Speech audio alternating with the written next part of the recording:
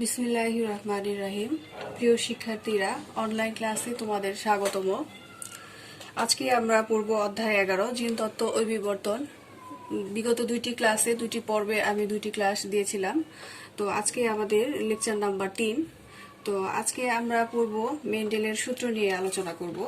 তো অস্ট্রিয়ার একজন ধর্মযাজক গ্রেগর জোহান মেন্ডেল, উনি বংশগতির যে দুটি সূত্র আবিষ্কার করেছিলেন তার নাম অনুসারে সূত্র দুটির নাম হচ্ছে মেন্ডেলের সূত্র বা মেন্ডেলস ল। তিনি এই সূত্র দুটিকে গাণিতিক আকারে প্রকাশ করেছিলেন, অর্থাৎ গাণিতিকভাবে ব্যাখ্যা করেছিলেন। আজকে আমরা ওনার প্রথম সূত্র নিয়ে আলোচনা করব।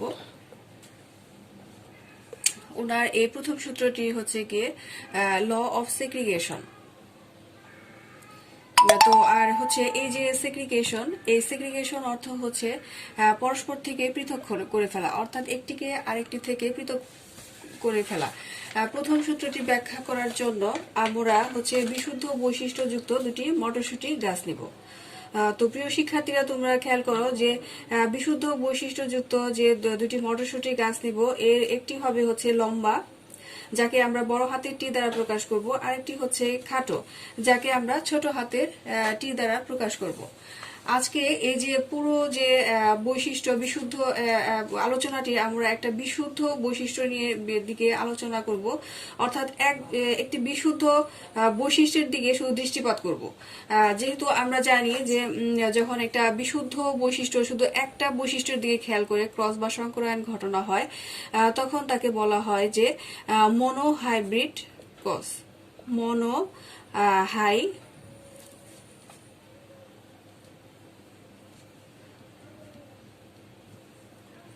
এই যে মনো অর্থ হচ্ছে এক, অর্থাৎ একটা বৈশিষ্ট্যের দিকে দৃষ্টিপাত করে যখন যে ক্রসটা বা সংকরায়নটা ঘটানো হয় তাকে আমরা বলি মনোহাইব্রিড ক্রস। আর আমরা আজকে মটরশুঁটি গাছের যে বিশুদ্ধ একটা বৈশিষ্ট্যের দিকে খেয়াল করে আমরা যে এই আলোচনাটা করব, সেটা হবে উচ্চতার দিকে দৃষ্টি রেখে। তো প্রিয় শিক্ষার্থীরা, তাহলে আমরা খেয়াল করি যে কিভাবে আমরা এই গাছের সংকরায়ন বা ক্রস ঘটাবো। তো আমরা প্রথমেই বলে নিলাম যে লম্বার জন্য বড় হাতের টি এবং খাটোর জন্য ছোট হাতের টি। তো গাছ যদি লম্বা হয় তাহলে আমরা একে বড় হাতের টি, আর যদি খাটো হয় ছোট হাতের টি দ্বারা প্রকাশ করছি। কিন্তু এদের যখন লম্বা গাছের জিনোটাইপিক অবস্থাটা যদি এরকম হয় যে দুইটি বড় হাতের টি, তখন অবশ্যই এ থেকে আমরা স্পষ্টভাবে বুঝতে পারছি যে অবশ্যই গাছটি কি হবে, লম্বা হবে। কারণ এখানে এর যে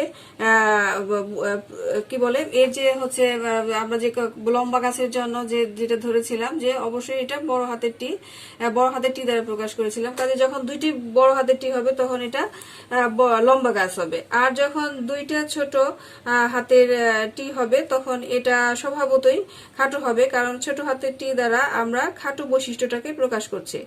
এরপর যদি এমন হয় যে একটি হচ্ছে বড় হাতের টি এবং আরেকটি হচ্ছে ছোট হাতের টি, তখন কিন্তু এই যে বড় হাতের টি এবং ছোট হাতের টি, এইটা হচ্ছে গিয়ে তখন হচ্ছে শুধু যে এখানে যে বড় হাতের টিটা প্রকট, সেই প্রকট বৈশিষ্ট্যটা প্রকাশ পাবে, অর্থাৎ এই ক্ষেত্রে গাছটি হয়ে যাবে লম্বা। এখন এই যে আমরা বললাম যে বড় হাতের টি যখন দুইটা একসাথে থাকবে, তো আর ছোট হাতের টি এবং একটি বড় হাতের থাকবে, ছোট হাতের থাকবে, তাহলে এদের যে অবস্থানটা কি, দুইটা বড় হাতের টি, তখন অবশ্যই এরা হোমোজাইগাস অবস্থায় আছে, যে তাদের যে দুইটি বৈশিষ্ট্য পাশাপাশি একই ধরনের বৈশিষ্ট্য নিয়ে তারা পাশাপাশি অবস্থান করছে।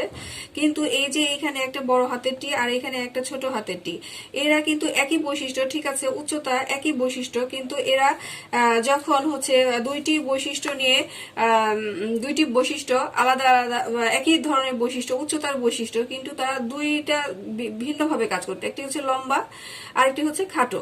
কিন্তু এইখানে আমরা বলতেছি যে বড় টিটা প্রকট আকারে প্রকাশ করতেছে।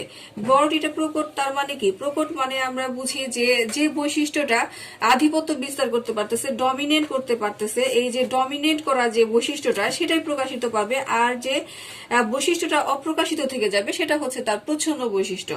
তাহলে এইখানে পিতার যে বৈশিষ্ট্য লম্বা বড় হাতের টি সেটাই প্রকাশিত হবে। তার মানে এখানে হচ্ছে বড় হাতের টিটা হচ্ছে প্রকট, আর ছোট হাতের টিটা হয়ে যাবে প্রচ্ছন্ন, তার মানে এটা অপ্রকাশিত থেকে যাবে। তো এইখানে আমরা প্রিয় শিক্ষার্থীরা খেয়াল করো যে আমরা হচ্ছে ক্রস করানোর জন্য ক্রস যখন আমরা ঘটাবো তখন আমাদের অবশ্যই খেয়াল রাখতে হবে যেন আমরা বিশুদ্ধ বৈশিষ্ট্যযুক্ত দুটি হোমোজাইগাস জীবের মধ্যে যেন সংকরায়ন ঘটায়। ঠিক আছে, তাহলে এখানে আমরা পিতার জন্য যে জিনোটাইপিক বিশুদ্ধ বৈশিষ্ট্যযুক্ত লম্বা পিতা এবং বিশুদ্ধ বৈশিষ্ট্যযুক্ত খাটো মাতা আমরা নিয়েছি। তো এদের জিনোটাইপিক অবস্থানটা তোমরা খেয়াল করো, অবশ্যই এরা যেহেতু হোমোজাইগাস প্রচ্ছন্ন হোমোজাইগাস, তো এদের ক্ষেত্রে দুইটা জিনোটাইপিক অবস্থানই হবে। জিনোটাইপিক অবস্থানটা হবে দুইটা বড় হাতের টি, আর মাতার ক্ষেত্রে হবে প্রচ্ছন্ন হোমোজাইগাস, এটা হবে দুইটা ছোট হাতের হি। কিন্তু এই যে এদের যে ফিনোটাইপিক অবস্থানটা আমরা বললাম যে ফিনোটাইপিক অবস্থানটা তাহলে কি এটা একটু বুঝে নিই। ফিনোটাইপ হচ্ছে তার প্রকাশিত বৈশিষ্ট্যটা, যে বৈশিষ্ট্যটা আমরা বাহ্যিকভাবে একজন হচ্ছে গিয়ে বাহ্যিকভাবে আমরা যে কেউ বলতে পারবো যে সে দেখতে লম্বা খাটো, সে কালো, কিংবা হচ্ছে তার হচ্ছে নাক একটু উঁচু, নাক কারো খারাপ, কারো থ্যাবড়া, এই ধরনের যে বিভিন্ন বৈশিষ্ট্যগুলো যেটা বাহ্যিকভাবে প্রকাশিত হয়, যে কেউ দেখেই বলতে পারে সেটা তার ফিনোটাইপিক বৈশিষ্ট্য। আর যেটা হচ্ছে জিনোটাইপিক বৈশিষ্ট্য, এটা তার অপ্রকাশিত, যেটা তার হচ্ছে জেনেটিক্যাল গঠন বৈচিত্র্য এগুলো নিয়ে আলোচনা করা হয়, সেটা হচ্ছে তার জিনোটাইপিক বৈশিষ্ট্য। আর আমরা জানি যে এই যে জিনোটাইপিক বৈশিষ্ট্যটা এটা অবশ্যই ডিপ্লয়েড অবস্থায় থাকে, কিন্তু যখন এটা হচ্ছে এর মধ্যে সংকরায়ন বা ক্রস ঘটানো হবে তখন এটা যখন গ্যামেট তৈরি করবে তখন এরা এই যে ডিপ্লয়েড দশাটা থেকে এরা হচ্ছে গিয়ে কিসে চলে আসবে, এরা হ্যাপ্লয়েড দশায় চলে আসবে। তার মানে এখানে যে দুইটা টি আছে জিনোটাইপিক অবস্থায়, দুইটা বড় হাতের টি আছে, এটা যখন গ্যামেট তৈরি করবে তখন এটা চলে আসবে আলাদা আলাদা ভাবে হ্যাপ্লয়েড অবস্থায় বড় হাতের টি, আবার এখান থেকে চলে আসবে একটা টি। আর ঠিক সেম সময়ে মাতার এই যে দুইটা ডিপ্লয়েড দশায় আছে জেনেটিক অবস্থানটা, এখান থেকে চলে আসবে একটা ছোট হাতের টি, আর এইখান থেকে চলে আসবে একটা ছোট হাতের টি। এই যে এরা হ্যাপ্লয়েড অর্থাৎ গ্যামেট সৃষ্টির সময় এরা হ্যাপ্লয়েড দশায় চলে আসলো। তো আমরা এখন যদি এই যে সংকরায়ন বা ক্রসে চলে যাই, তাহলে এই যে পিতার যে বড় হাতের টি, এটা মাতার ছোট হাতের এইটির সাথে চলে আসবে। এখানে আমরা দেখতে পাবো যে একটা বড় হাতের টি আর একটা ছোট হাতের টি। তো এই যে ঠিক এট দ্য সেম টাইম হচ্ছে পিতার যে বড় হাতের টি মাতার ছোট হাতের এইটির সাথে যুক্ত হবে। এখানেও ঠিক একইভাবে একটা বড় হাতের টি আর একটা হচ্ছে ছোট হাতের টি। ঠিক একইভাবে যে পিতার এইখানে হচ্ছে পিতার এই বড় হাতের টির সাথে মাতার হচ্ছে এই টিটার সাথে যুক্ত হবে। আবার ঠিক একইভাবে পিতার এই টিটার সাথে মাতার এই টিটা যুক্ত হবে। এখানেও একটা বড় হাতের টি এবং একটা ছোট হাতের টি আসবে। আবার ঠিক একইভাবে পিতার এই টিটার সাথে মাতার এই টিটা যুক্ত হবে। এখানে একটা বড় হাতের টি এবং একটা ছোট হাতের টি আসবে। তাহলে আমরা দেখতে পাচ্ছি যে এই যে ভিন্ন ভিন্ন ধরনের যে একটা হচ্ছে খাটো বৈশিষ্ট্য, একটা হচ্ছে লম্বা বৈশিষ্ট্য, এই যে খাটো এবং লম্বা বৈশিষ্ট্য এরা হচ্ছে পাশাপাশি অবস্থান করতেছে, কিন্তু এরা প্রকট বৈশিষ্ট্যটাই প্রকাশ পাচ্ছে। অর্থাৎ হচ্ছে এখানে দেখতে পাচ্ছি যে আমরা F1 যৌনতে যে চারটি শিশু উদ্ভিদ বা হচ্ছে গিয়ে নতুন উদ্ভিদ যেটাই আমরা বলি না কেন জন্ম হয়েছে, তারা প্রত্যেকেই হচ্ছে প্রকট অবস্থার বড় হাতের টি অর্থাৎ পিতার যে প্রকট লম্বা বৈশিষ্ট্যটা সেই লম্বা বৈশিষ্ট্যটাই প্রকাশিত করছে, এবং কি এরা চারটি নতুন উদ্ভিদই লম্বা ধরনের হয়ে থাকবে। পিতার যে বৈশিষ্ট্যটা এরা পাচ্ছে আর মাতার বৈশিষ্ট্যটা অপ্রকাশিত বা প্রচ্ছন্ন থেকে যাচ্ছে, কিন্তু এক্ষেত্রে দেখবে তোমরা যে এই বৈশিষ্ট্যটা কিন্তু বিলুপ্ত হয়ে যায়নি, এরা পাশাপাশি অবস্থান করতেছে কিন্তু বিলুপ্ত হয়ে যায়নি। তাহলে আমরা F1 জেনারেশনে যেটা দেখলাম যে এরা পাশাপাশি অবস্থান করে প্রকট বৈশিষ্ট্যটা প্রকাশিত পাচ্ছে। এখন আমরা এই যে F1 জনুর যে 4টা হচ্ছে গিয়ে নতুন উদ্ভিদ হয়েছে, এই নতুন উদ্ভিদগুলোর মধ্যে যদি আমরা সংকর বা ক্রস ঘটাই তাহলে দেখব যে এই যে নতুন এবং 4টি উদ্ভিদের মধ্যে আমরা যদি একটি ধরে নিই যে এটা হচ্ছে তার ফিমেল, এই বৈশিষ্ট্যটা তার ফিমেল হিসেবে ফিমেল নতুন উদ্ভিদ, আর এটা যদি ধরে নেই যে তার মেল হচ্ছে নতুন উদ্ভিদ,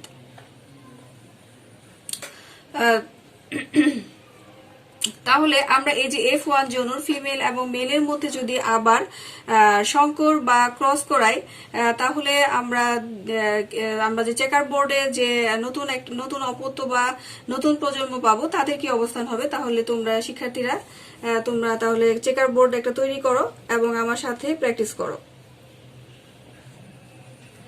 তো আমরা হচ্ছে প্রথমে শুরুতেই যে প্যারেন্ট নিয়েছিলাম, একজোড়া বিশুদ্ধ প্রচ্ছন্ন হোমোজাইগাস প্যারেন্ট নিয়েছিলাম। তোমরা খেয়াল করো যে সেই প্যারেন্ট বা পিতাকে আমরা প্রকাশ করেছিলাম তীর চিহ্ন দ্বারা আর মাতাকে প্রকাশ করেছিলাম প্লাস চিহ্ন দ্বারা। তো আমরা তাহলে এইখানে যে পিতা নিব সেই পিতাকে অবশ্যই চিহ্নিত করব তীর চিহ্ন দ্বারা আর মাতাকে প্রকাশ করব প্লাস চিহ্ন দ্বারা।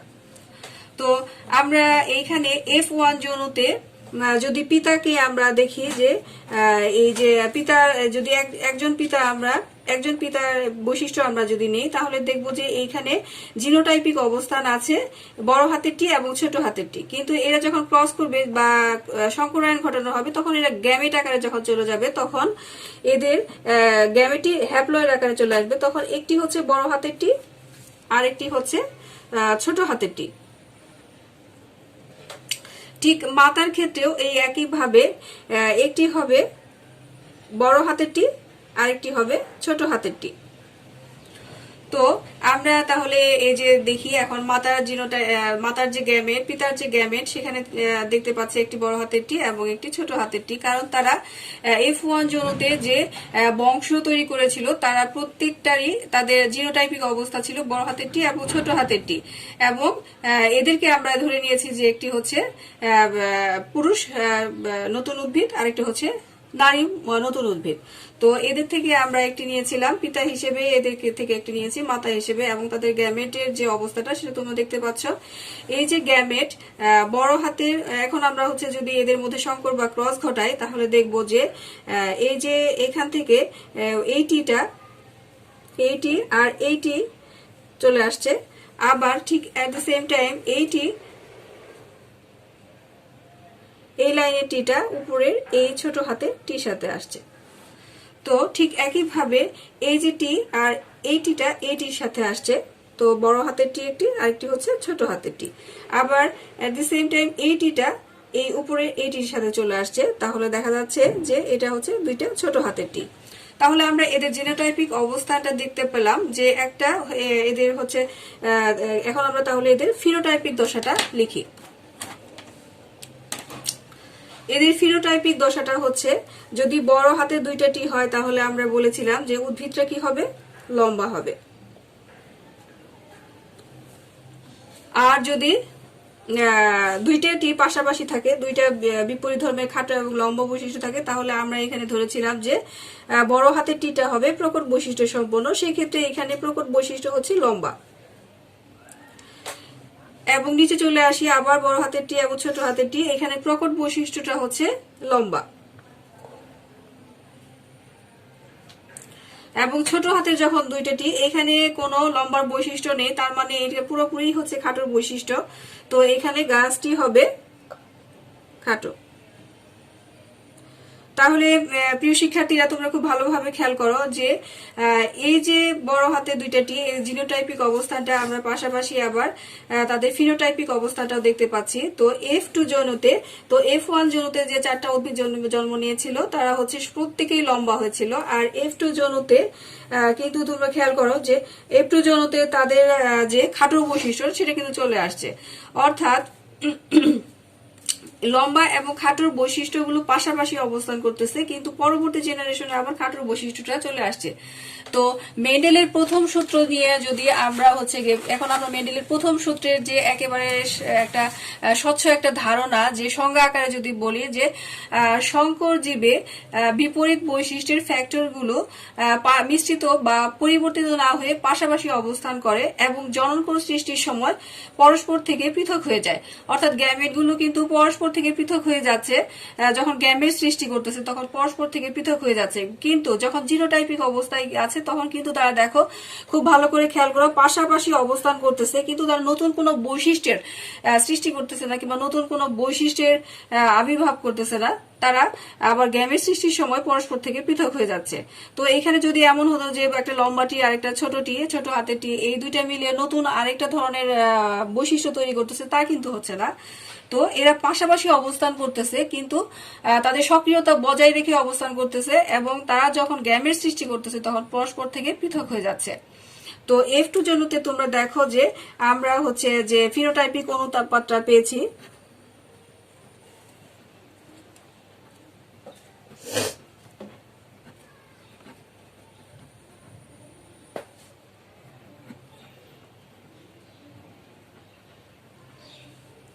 সেটা 3:1।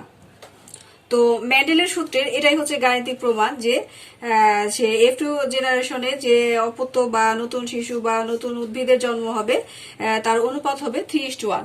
আবার বলছি যে মেন্ডেলের সূত্রের যে পৃথকীকরণ সূত্র বা ল অফ সেগ্রিগেশন, এটার মূল কথা সংকর জীবে বিপরীত বৈশিষ্ট্যের ফ্যাক্টরগুলো মিশ্রিত বা পরিবর্তিত না হয়ে পাশাপাশি অবস্থান করবে এবং জননকোষ সৃষ্টির সময় পৃথক হয়ে যাবে। আমরা আজকে এটাই প্রমাণ করেছি এবং এটাই খেয়াল করেছি যে বড় হাতেরটি এবং ছোট হাতেরটি তারা পাশাপাশি অবস্থান করতেছে এবং প্রকট বৈশিষ্ট্যটি প্রকাশ পাচ্ছে, কিন্তু মিশ্রিত বা পরিবর্তিত হয়ে যাচ্ছে না, এবং জননকোষ সৃষ্টির সময় আবার গ্যামেটগুলো জননকোষ সৃষ্টির সময় পরস্পর থেকে পৃথক হয়ে যাচ্ছে। তাহলে এটাই আমাদের মেন্ডেলের প্রথম সূত্র। মনে রাখতে হবে যে মেন্ডেলের প্রথম সূত্রের গাণিতিক প্রকাশ 3:1। তাহলে প্রিয় শিক্ষার্থীরা, মেন্ডেলের প্রথম সূত্রের এ পর্যন্তই। তোমরা ভালো থাকবে, সুস্থ থাকবে, ঘরে থাকবে। ধন্যবাদ সবাইকে।